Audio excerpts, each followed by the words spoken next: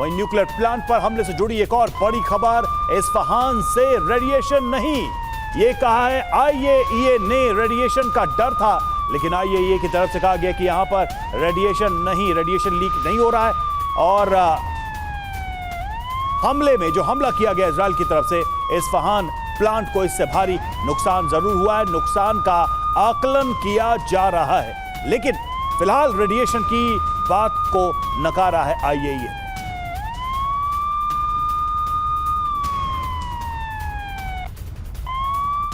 और ईरान के nuclear plant पर इजराइल का बड़ा हमला। आपको बता दें कि इस्फहान न्यूक्लियर प्लांट पर यह हमला किया गया है, इजराइल ने किया है अटैक और न्यूक्लियर ठिकाने को भारी नुकसान पहुंचा है। सैटेलाइट तस्वीरों से नुकसान का आकलन, प्लांट के बाहर विकिरण नहीं है, यानी कि रेडिएशन नहीं फैल रहा है प्लांट के बाहर, ये आईएईए ने कहा है अभी तक के नुकसान को देखते हुए।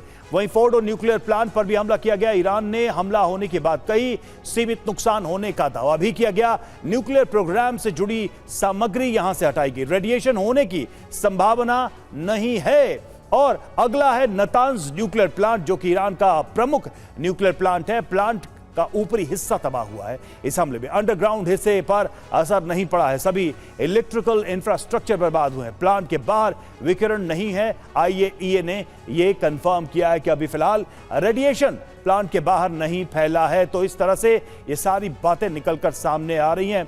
संजय भारद्वाज सर, एक सवाल जो इस युद्ध को लेकर मेरे दिमाग में है, मैं ये समझना चाहूंगा कि इस वॉर में जो पैसा होता है वो बहुत इंपॉर्टेंट होता है। ईरान की माली हालत पहले से ही खराब है, आगे क्या हैंडल कर पाएंगे खामेनेई?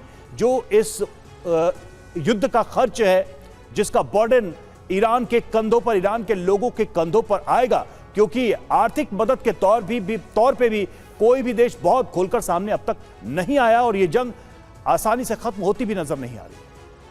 देखिए रवि, बिल्कुल सही सवाल आपने किया है कि देखिए अभी ईरान में एक तो इंटरनल कॉन्फ्लिक्ट्स बहुत ज़्यादा चल रहे हैं। एक तरीके से जो मॉडर्निटी का और जो इस्लामिक ताकतें हैं उनके खिलाफ जो लिबरल मुस्लिम्स हैं वो भी एक तरीके से दबाव बन रहे हैं। और यही बहुत बड़ा कारण था कि अभी जो परिवर्तन हुआ, राष्ट्रपति चुनाव हुआ, उसमें भी जिस तरीके से पेजेश्कियान को लेके आए गए वो मॉडरेट के रूप में माना जाता है। तो एक पहला तो जो पॉलिटिकल क्राइसिस है वो बहुत बड़ा दबाव है। दूसरा, निश्चित रूप से इस तरीके के दबाव होंगे और उनका इंफ्रास्ट्रक्चर और इकोनॉमिक जो बेसिस हैं, और आप ये कहिए मिलिट्री बेसिस हैं, न्यूक्लियर प्लांट्स हैं, अगर उनको नेस्तनाबूद कर देगा इजराइल तो निश्चित रूप से एक बहुत बड़ा दबाव आएगा। इसमें जो तीसरा जो बड़ा फैक्टर है कि जिसके लिए जो पूरा युद्ध चल रहा है, जो पूरी प्रॉब्लम चल रही है, अमेरिका एक्टिवली मिडिल ईस्ट में इन्वॉल्व है, वो न्यूक्लियर इश्यूज़ पे। लेकिन और ये जो अटैक हुआ है इनके जो न्यूक्लियर बेसिस पे, ये बात मान के चलिए कि जो इजराइल का न्यूक्लियर प्रोग्राम, ईरान का जो न्यूक्लियर प्रोग्राम है उसको लगभग 1-2 साल के लिए उसको डिले कर दिया गया, उसको आगे खिसका दिया। और ये बात इजराइल को एक्सक्यूज़ मिला कि जो इंटरनेशनल एटॉमिक एनर्जी एजेंसी है उनकी रिपोर्ट को बेस बना के कि उन्होंने जो नॉन प्रोलिफरेशन के जो ऑब्लिगेशंस हैं उनको कंप्लाई नहीं करता, और ईरान बहुत नज़दीक है न्यूक्लियर बम बनाने के। उनके पास 60% जो परिष्कृत यूरेनियम है और 90% पहुंचने में उनको समय नहीं लगेगा। तो उसको बेस बना के अटैक हुआ। लेकिन ये बात मान के चली कि जिस तरीके से मोसाद ईरान में पहुंच गया, ये ईरान की सत्ता के लिए खतरा है, खमनेई के लिए खतरा है, और वहां पे मुझे लगता है कि बहुत जल्दी सत्ता परिवर्तन भी